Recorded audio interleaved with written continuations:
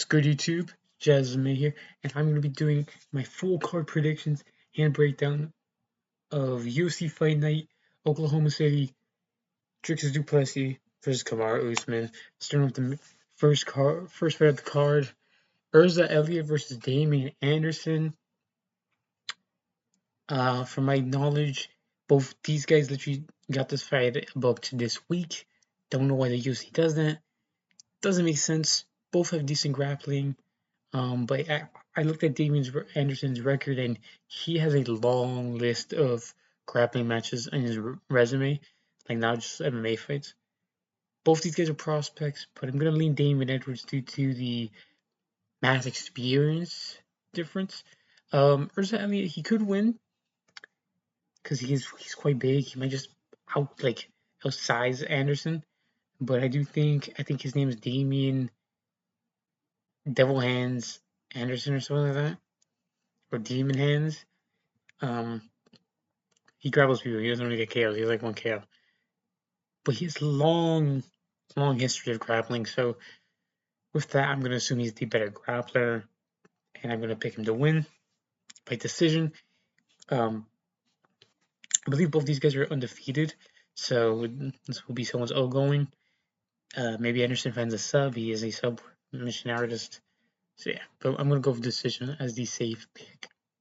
Moving on to Anna Lozano versus Dion Barboza. Anna Lozano taking this on short notice. She was on Tough this year, apparently. I have no idea. I did not watch Tough. Man, I probably should have for this fight. But I do not care enough about this fight. Dion Barboza, I think she is coming off the Melissa Gatto win, where she just out-grappled her, did a little bit better on the feet. And that's kind of how she wins fights, just out-grappling girls. And she's very physical. She's very strong. She has decent power, not KO power, but she has decent power to make someone panic. And I think the short notice aspect for Anna Lozano and the fact Dion Barboza's training to fight Veronica Hardy, who is a pretty decent unranked fighter, makes me trust her a little bit more. I'm going to pick her by decision.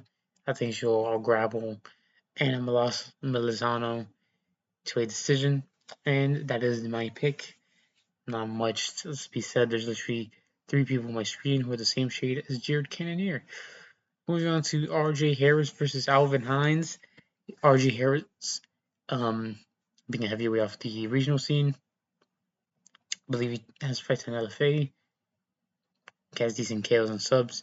Alvin Hines coming off the fight with Jonathan Deniz, where he popped for the fight, survived a 3-rounder with him, got beaten up in moments, but held his own, But I'm honestly gonna go with the underdog RJ Harris here.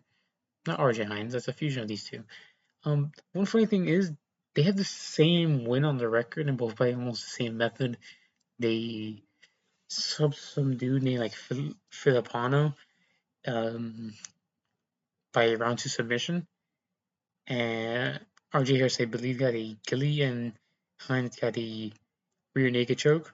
But I'm just going to pick RJ Harris because I just don't trust Hines. He wasn't really that good against Deniz. Obviously, we know Deniz is like a decent unranked heavyweight. He's not ranked material. Mario Pinto kind of dominated him, and he couldn't really do it against short-nosed Felipe Franco, who I think is coming up shortly. So that is worrying. I'm just going to pick RJ Harris, just being a heavyweight, and he'll probably KO or take Alvin Hines, who's I think is like 35 plus years old. Yeah, I think RJ Harris should be able to win this pretty handily. Probably a KO, but I'm going to go decision due to it being, I think, so much short notice. Alden Correa versus Stuart Nickel. Alden Correa, a very good boxer, but a very good fighter everywhere. He's coming off the, I believe, what's his name? Short bald dude. Louis Gruel. He's coming off the Louis Gruel win. He can just beat him everywhere. Show some very good takedowns. Outboxed him. Before that, be Alessandro Costa. by TK in round 3 after he had fucked up his foot. And Alessandro Costa had TKO Stuart Nichols in round 2, which was Stuart Nichols' last fight. And I think a better boxer now than Korea, and probably a better fighter now than Korea, in terms of a good camp, Joshua Van. Those guys like to rip to the body, or at least Joshua Van specifically. I'm going to pick Alvin Korea to get a round 2 KO. I don't think it'll be round 1. Alvin Korea has shown that he's just going to line somebody out in round 1. But I do believe he has the skills to get a round 2, round 3 finish here. Stuart Nichols is very breakable. Jesus Aguilar was able to sub him in a round. Some other people beat him. Some Brazilian dude, looked like he was breaking Nickel as the fight went on, but he just never found the shot to put him away, like Alessandro Costa did. Found the perfect left hook to the body, put him down. So I do think Alvin Korea is a clean enough striker to get this done against someone who's pretty frail like Stuart Nickel. Levi Rodriguez Jr. versus Felipe Franco. Levi Rodriguez Jr. is coming off the Contender Series. Beat Freddie Vidal in round 1 by round 1 KO. But he popped for that fight, and it's a no contest. Felipe Franco, on the other hand, lost to Freddie Vidal in round 3 by submission, and then he went on to give Pete a very tough fight, and I'm going to pick Felipe Franco to do the same here. I think he'll give Levi Rodriguez a very tough fight. And, the Vidal fight makes me very worried for him. But I do think that Mario Pinto fight was enough to show me that he is pretty decent. He was being pretty underrated into that fight. Kind of seen as a lamb to the slaughter. But he went out there and showed out. And I don't know if I can trust Levi Rodriguez as someone coming off being popped for steroids to perform well. So I'm gonna go Felipe Franco, probably like a decision. He could get a KO here. Levi Rodriguez is undefeated. He clearly has KO power, but the fact that he popped it for the Freddie Vidal fight makes me unsure of picking him here. So yeah, I'm gonna go Felipe Franco decision or KO. John Paul Bosniani versus Seung Hyuk Kyo. I'm gonna drink my water really quickly. Jean-Paul Bosniani. That name's going to be very hard for me to pronounce. JPO. Very good mixed martial artist. He has some very good striking. Showed against Phil Rowe. I think he hurt him in moments in the fight. Dana White Contender Series fight. Kind of round 1 KO. Lead side head kick. And I think he looked pretty good against Phil Rowe. Not the best. I think he did drop round 2 to Phil Rowe. And in moments he was getting out damaged, he was getting hurt. He couldn't really deal with the range and the size of Phil Rowe because he's a pretty small welterweight. He kind of fights like an Armin of welterweight, especially with him being smaller than a lot of these guys. But he's pretty talented. He has subs. I forgot what he was going for that fight, but he kept going for like a rear naked against the fence and it just wasn't working. Or he was threatening the ghillie whenever Phil Rowe would get up or something like that. And I thought it was just pretty dumb decision making. We could have probably gotten a finish a little bit better. But Seung Hyuk Ko, dominant grappler as we've seen. Dominated O'Bonnelly in the ground and dominated Phil Rowe. Better than JPL. I just like the striking of JPL. I think he's quite good. And honestly, I think he's going to win a decision here. I think this fight would be scrambles. And I think it's going to be a tough decision. I don't really see a finish from either guy. I don't see Seung Hyuk Ko having the range or the size to give JPL the issues that Phil Rowe did. But I feel like I see more growth and I can see more potential in JPL than Seung Hyuk Ko. Maybe this is me saying this because he's quite boring, but I do trust JPL to possibly get a really gritty, close split decision here. It's a good jab. He has good timing on his kicks. And I don't think he's going to be scared of the grappling of Hyun Young Ko like Obon Elliott. Like even though Obon Elliott one hasn't really aged that well, so the performance has though, like he dominated him. Mikalev couldn't do it. Like, he had a really tricky fight. But yeah, I'm gonna go John Paul Bosniani. Austin Bashi versus Jose Miguel Delgado. Austin Bashi, a very good grappler, has some decent Muay Thai. Last fight I think sub Johnny Ennis. He's been out for a while. I think he's been out for like almost maybe longer than a year. Maybe it has been a year. Trains with Diego Lopez here and there. Does have some really good submissions. Jose Miguel Delgado, very long, strong, tall grappler, very good KO ability, going off the tricky Phil Rowe fight, which now that we saw Vinicius Oliveira just TKO him really easily, Delgado should have done the same. But I have a theory on Delgado that I had leaving the Wood fight, and then it got confirmed after the Philly fight.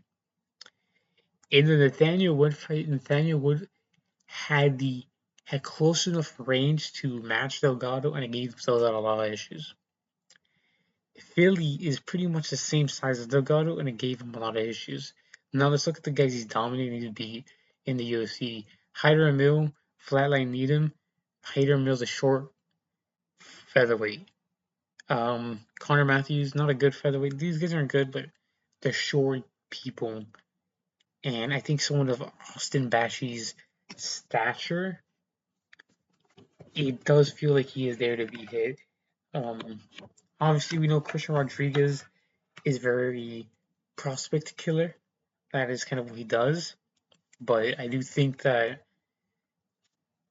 Delgado has a lot of tools he can use here. I think he was kind of getting dunked and taken down quite easily by Philly, and I think in moments by Wood. But sorry about that. But I do think that it just feels like Bashi doesn't have the size or the build to cause any real issues to someone like Delgado. He could just go out there, slam Delgado, take him down with ease, and show levels in the grappling, then get a sub or something. But I just see Delgado getting like a round 1 or 2 KO over Bashi, who isn't active. Delgado's been quite active. Fought Wood and Philly pretty recently. I could just see him getting a TKO here, even odds. So that would be to look out for. But yeah, I'm gonna go Jose Delgado. Damn, this score's pretty short. I forgot. Big Tommy McMillan versus Alberto Montez. Tommy McMillan, tall brawler, has some good wrestling. Coming off the Zucchini fight where he had a brawl with him, and then eventually TKO'd him near the end of round 1. Alberto Montez, he's a striker. Has a very good front chokes. I think the Anaconda is his thing. He has multiple Anaconda chokes. He's coming off the Ricky Tercios win where he Anaconda choked him in round 2. I'm going to pick Alberto Montez by round 2 submission here, due to the fact that I think if Tommy McMillan tries to make it a brawl, and then he tries to shoot a lousy takedown, he might just get subbed immediately. Like, I think the dude he fought on Contender Series, Armin's training partner, he almost got him in like a front choke. Like, he hurt Tommy McMillan bad, and I think he got him in like a really bad gilly, and then transitioned it to a Darce and almost got it. And I think someone with like who's like a perfectionist with the Anaconda and the front choke and the Darce and all that, like Alberto Montez will eventually get it. There's a chance McMillan makes it a brawl and he just TKOs Montez. He has been KO'd before. I just think that Montez has pretty good striking on the feet. It's not the best we've ever seen, but he has decent high kicks. He has decent boxing combinations. I just think that Tommy's going to eventually shoot a really bad takedown. He's going to stun, go low, level change, and then get caught and choke. But he could win. Obviously, he's fair for a reason. He hits hard, and he can definitely wear on people. And we don't really know that much about Montez Well, even though we've only seen 2 fights out of McMillan, we know he's like a dog. He's tough. He's gritty. He had a chin on him. Montez, so we have like he beat Ricky Tercios, which is like a pretty sure win. It's just he looked pretty good on it in it. And then I don't even remember his Dana White series fight. But O'Malley versus Ilya Taporia, part 2. I could also see this fight going like um, O'Malley versus Moran. Not quite the same because they're not the same styles at all. But I could see Montes choking him in the same way. So yeah, the pick is going to be Montez round 1, round 2 submission. Tabitha Ritchie versus Fatima Klein. Tabitha Ritchie, a very decent striker. I believe she's coming off the loss to Fernanda Robo, where she just kind of got grappled every round. I think so, yeah. And she was, I think, like, was it Fernanda Robo? Let me check. Because now that I'm thinking about it, because she's taking this fight on short notice. I think it was supposed to be Amanda Ribas. But Fatima Klein, very dangerous striker. She's coming off the Angela Hill win, where she was beating up Angela Hill. Angela Hill's gritty. She's still top, like a top 15. She can make it tricky for fighters. But who did Tabitha Ritchie fight last? It must have been Verna Jandarova.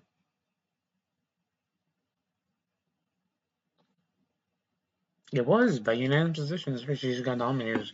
I'm gonna pick Fatima Klein by TKO here. I just think I don't like the short notice factor for Tabitha Ritchie, and Klein is a dangerous finisher. I feel like maybe Hale is a little bit less. I don't know. Hale feels like she's supposed to be finished a lot of fights, and she just doesn't. And I feel like Ritchie doesn't really get finished though. Like, what was the last time she got finished by Manafio right in round 2 earlier in her career?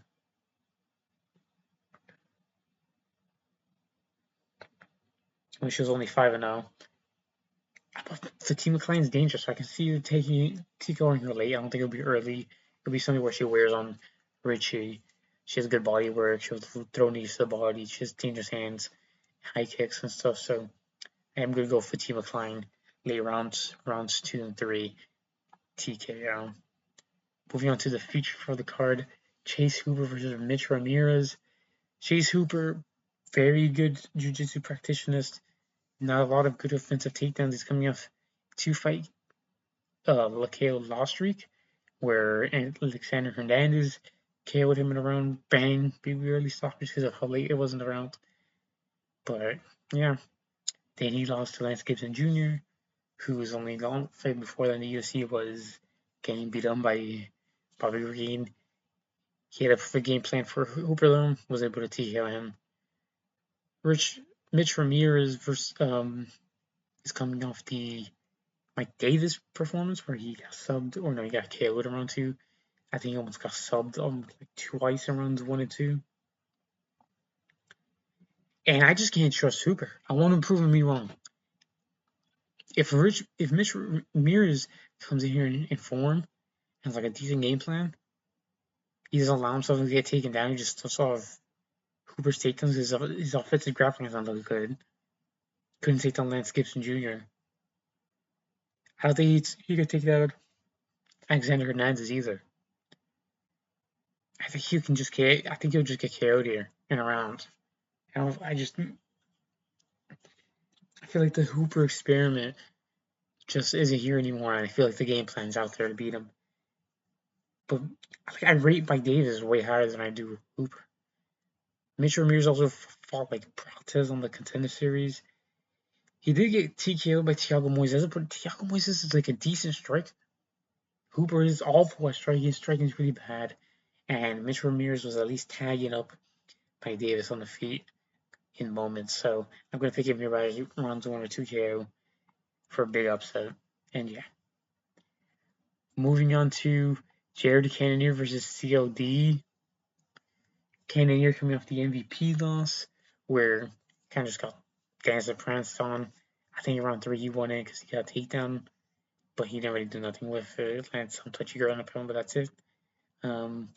COD on a decent win streak. I believe he beat Tulio, Eric Anders, some other dude, Pulayev, and now he's just beat Delidzi in a pretty uneventful fight.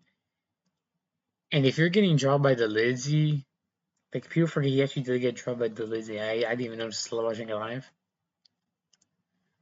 I feel like it's gonna end bad for you. Like I think Cannonier's chin might be gone, but he's never had a good chin. Like his best attribute has been his recovery. He gets chicken dance, the whole thought of it. His recovery is always insane. So, and he has good striking. Like he knows how to move positionally. I don't like that he was getting hurt by the Tory. So I feel like if Leroy Duncan like hurts him, he could hold a finish, and maybe he gets like a Marvel style like early stoppage. But I feel like Kennedy has good takedowns. Fucking Robocop was taking down COD whole bunch. I feel it's a very winnable matchup for Jared.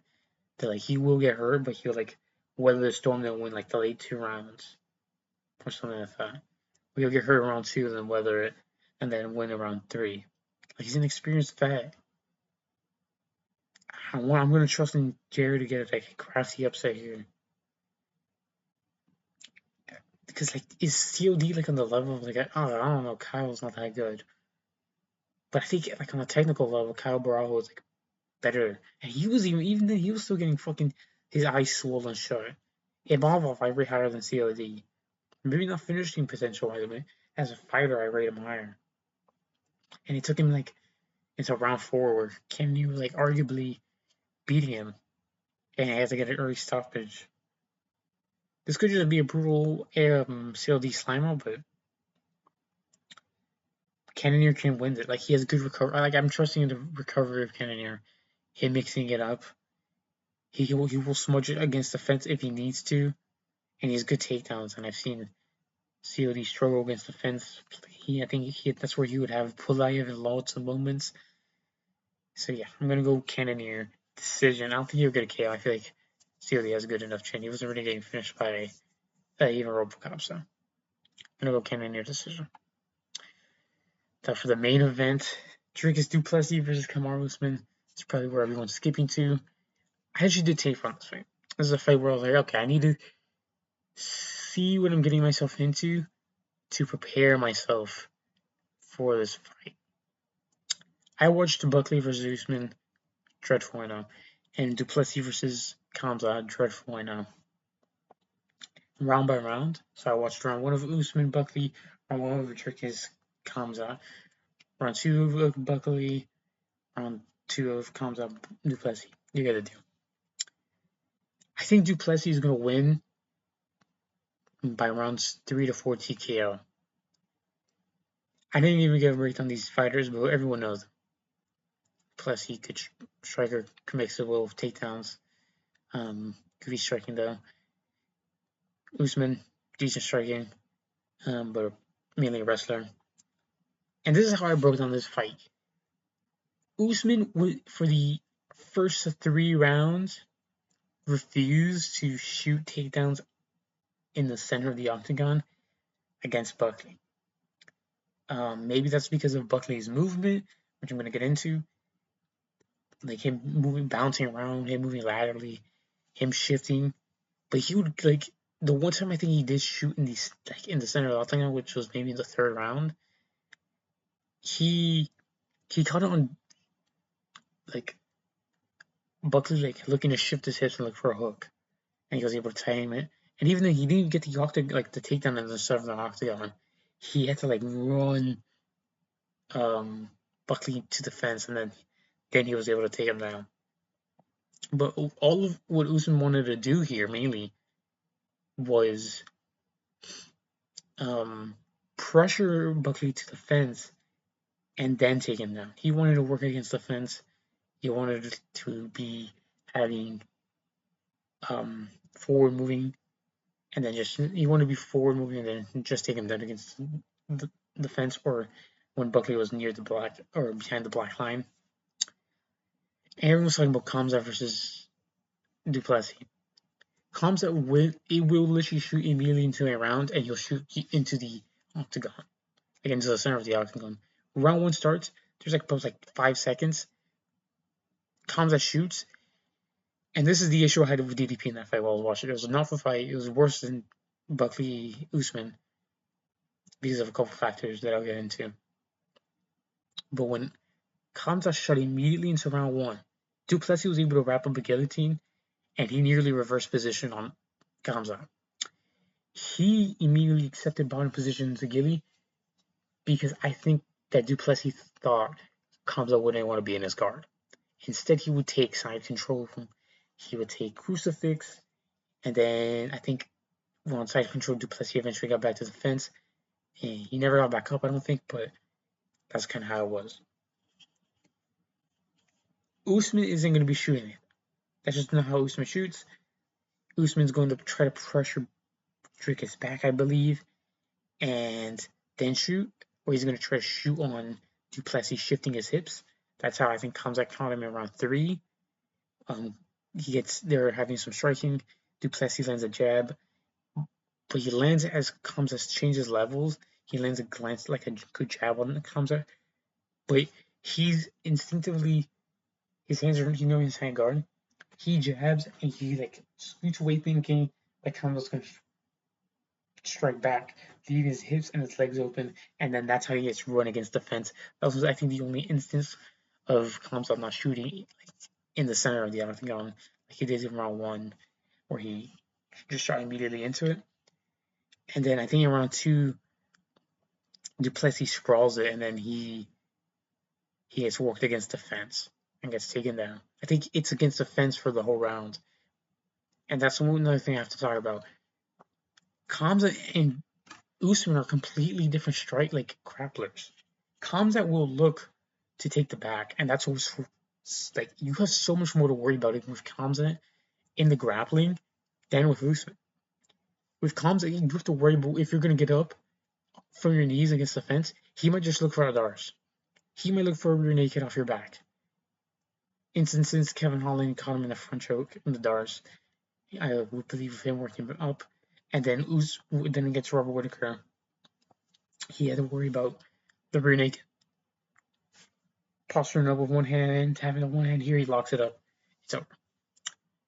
So you have so much more to worry about. When he actually takes you down, he can try to get a Dars. He's going to work inside control and crucifix, and he's going to transition. And du Plessis was doing a very good job for most of the fight. He would, I think, near the end of round 4 and stuff like that. Kamsa wasn't being allowed to get into full guard, half guard, or mount. Those 3 positions, he rarely had time in it because du Plessis wasn't allowing him to. Because I think that's the last place he wanted him to be. Especially early, because Kamsa was already immediately landing ground and pound, and I think that move just led to more damage. And I like that from du Plessis because that is where Usman was getting all of his work against Buckley. Buckley was allowing Usman. He wasn't even fighting Usman out of side control, or no, he wasn't even in side control at half guard. Half guard Usman was getting brutal ground and pound, cutting up Buckley. Was a far more entertaining fight that I've given it credit for watching live. In comparison to Kamsa. But that's where he was getting his work from. Mount. He would mount him, or he would be in his full guard, he would land brutal ground and pound. All of the ground and pound that Kamsa landed was in side control and then in the crucifix. And in one instance in round 4, I think, where for a minute he was ground and pounding him in full guard or something like that. You could also say that Kamsa has worse ground and pound than Usman, but him getting you down is far different. Kamsa will let 30 seconds go, then shoot. Usman was letting minutes go with Buckley before he fully shot a takedown. And I think that's not going to work with du Plessis. The blitz of Buckley was working very well. He would blitz Usman, pressure him back. Usman has no head movement. He just kind of goes backwards. He gets hit, and he's he kind of just like moves his arms out a little bit, with it like he's trying to like fray out, and but he's still getting tagged because he's not moving his head. Because he's older, he has like I probably just has a stiff neck and he has a big head, so it's hard to move it. That's the jab. Buckley was trying to pepper up Usman, but he just didn't have the size or the range. But he was tagging him with the left hand in southpaw. Tagging him with the left hand, I was like, okay, that's going to be there. The jab, the 1-2. I'll be there for him. Obviously, it was an open stance fight, but du Plessis is willing to switch stances with someone if he can find the timing. That's why he caught Whitaker. Whitaker is an orthodox fighter. Du Plessis went in southpaw, was looking for the jab, countered him perfectly, dropped him. That's going to be there. The straight shots for du Plessis will be there. His 1-2-1 orthodox combination that he did, that he landed and stung Kamta bad with in round 5, that'll be there. If he presses early and he lands a 1-2-1, Usman's not gonna fucking weave, duck his head. No, he'll duck his head down and like attempt to he won't even attempt the shot off because that's not even what he's doing against Buckley. He'll just duck his head and then like try to get out.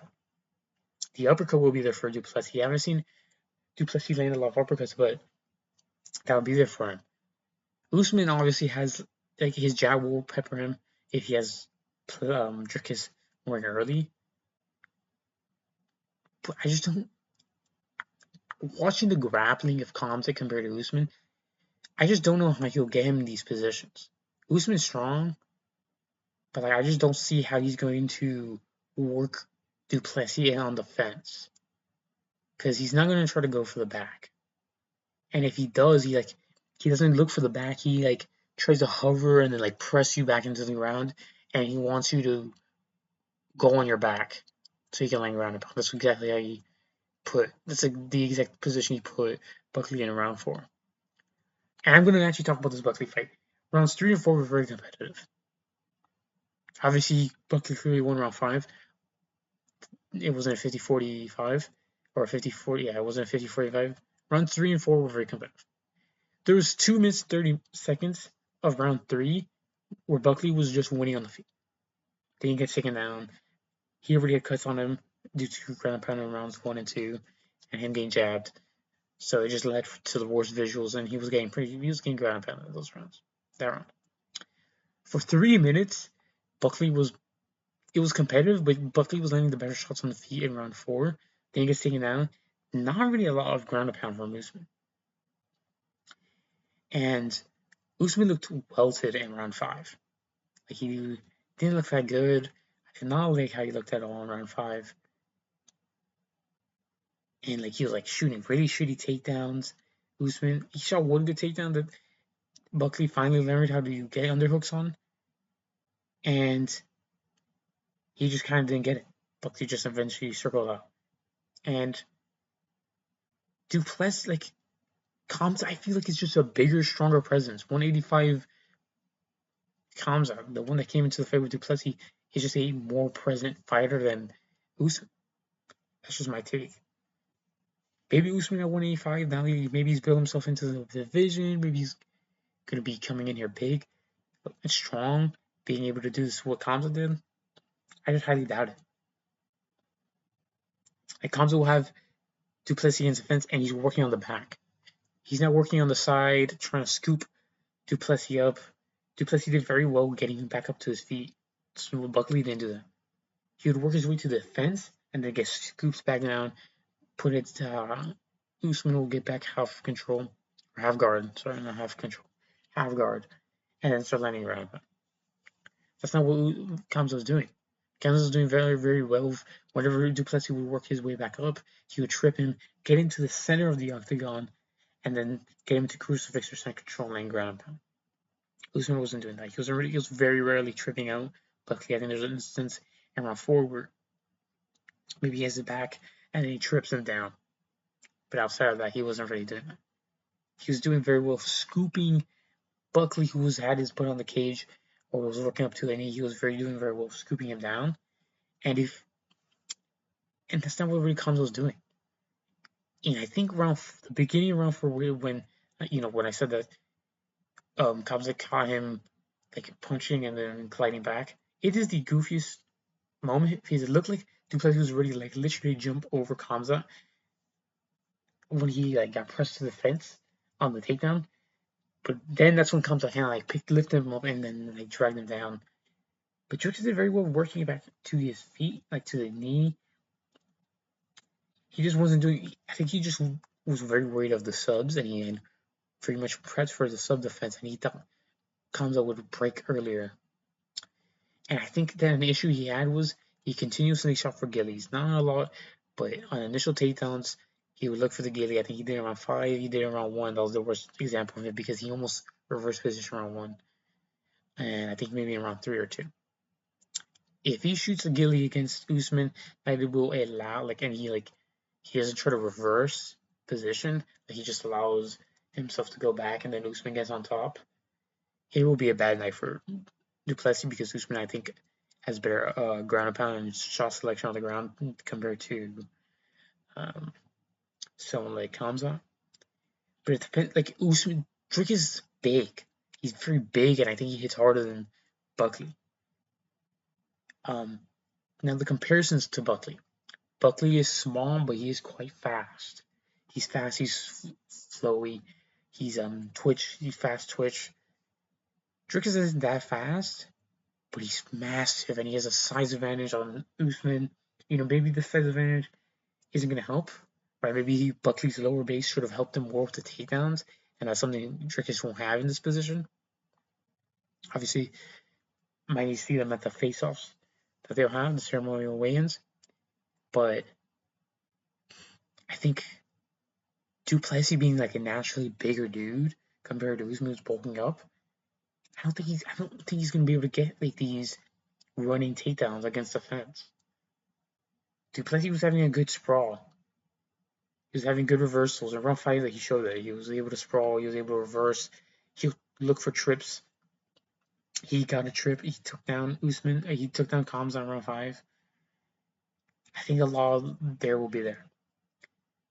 The kicks will be there for Dricus. Dricus was doing good of landing the high kick at the end of his combinations against Kamza, and that's what Buckley was doing very well. One, then high kick behind me. You go, then high kick. I think that will be there for Duplessis because Usman was already trying to catch those high kicks. They were kind of just hitting the shoulders or the arms. Usman was trying to go like this and then he'd block it. The low kick will be there if he wants to find orthodox. The low kick will be there. Stomps.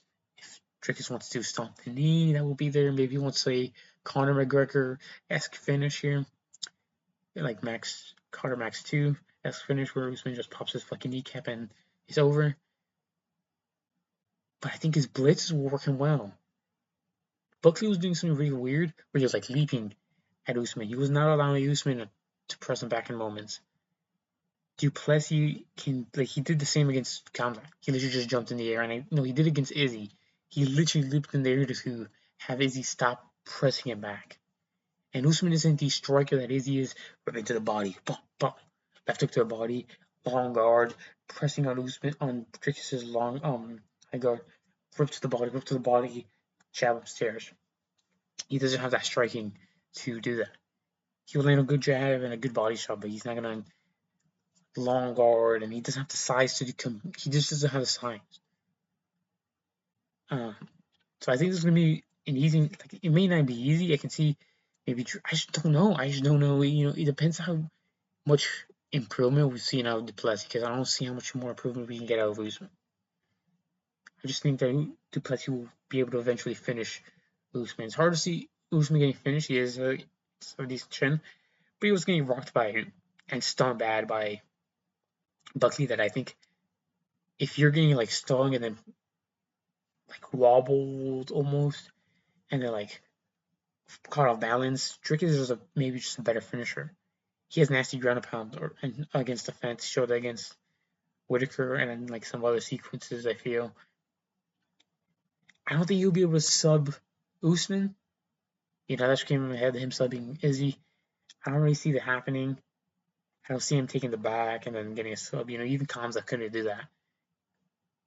And if he tries to, I can see Usman trying to work. I don't know, plus he's big, but I can see Usman just not like letting it happen. He was doing very well in round 1 and I get subbed. against Kamsa. But I like this matchup for Duplessis because it's a type of matchup that it works for both. It shows that can Usman do what he did to Buckley against a better opponent and Duplessis, and someone who just had a bad performance where he got dominated in grappling. And this is a matchup for Duplessis where it's like, can you get this stain off the fans' minds where you got dominated in the grappling? Can you show you can defend the grappling and you won't get dominated? I like this type of matchup. And I'm gonna trust Duplessis' grappling getting better. And I just hope he doesn't try to play in the guard. That's what I hope he doesn't do. I think the high kicks off at the end of combinations will be there. The low kick will be there. Usman has a chance to just tag him with the 1-2s, and then if Duplessis looks to switch stance in front of Usman, Usman can try to get a takedown perfectly timed on there. There's options for Usman. I just see more options for Duplessis. The way he weighs in with his blitz, he is quite slow compared to Buckley, so that is kind of worrying when I thought about the matchup. And he doesn't have the bouncy lateral movement. But I think as a technical striker, he is just better. Like the way he throws his kick, I think he's just a little bit better. So I'm gonna have to lean Duplessis runs for 4K. I think that's what I'm gonna go with. Let me know in the comments below. What do you guys think? Who are you guys picking in this beautiful main event? This poster hurts my eyes. Why is it trying to raise me up? Hopefully this audio is in flux. I got something special in the works for you guys to help these videos look better. When I'm able to use it, hopefully I'll make a video about it the same day. Hopefully I make a video tomorrow. I don't know what to make a video about exactly. Let me know in the comments below what you guys would like to see. But yeah, I think this is a great card. Not really, it's actually a shit card. It's gonna be fun, but 12 fights, not the best names. Like this main card's really, it's kind of weak. Why is this a feature fight? I don't know. It's just nothing like one. This isn't even like an outside the rankings matchup. Yeah. Is there anything else I have to say about Plessis versus Usman before I go? I don't think so. The 1-2s will be there for DDP, the jabs, if he's able to double jab right hand. That's what he was able to land the Kamsa very well. And I think he backed Kamsa up to the fence in a moment where doing that. He's able to 1-1-2, then Kamsa circled. Then he eventually shot the takedown. So I just see all the tools for Duplessis. He has like all the tools to beat Usman on. It feels like Usman's very limited. Like what happens if he just works Duplessis to the fence? Duplessis is just gonna get up. Usman doesn't really have the trips to get him down. He doesn't really look for the like in the center of the octagon takedowns. And I don't see him having an easy time pressing Duplessis back. I don't think Duplessis is gonna let himself get backed up. He's gonna charge Usman. So maybe saying around 3KO. I'm going around 3KO. Whatever. I think he's gonna catch one with like a 1-2. Maybe he ended up with an uppercut. And then against the fence, he's just teeing off after Usman gets hurt or something. That's how I see it happening. Let me know in the comments below. Like and subscribe if you guys enjoyed this video. Follow me on Twitter, jazzlovesmma. And I'll catch you guys tomorrow. Peace.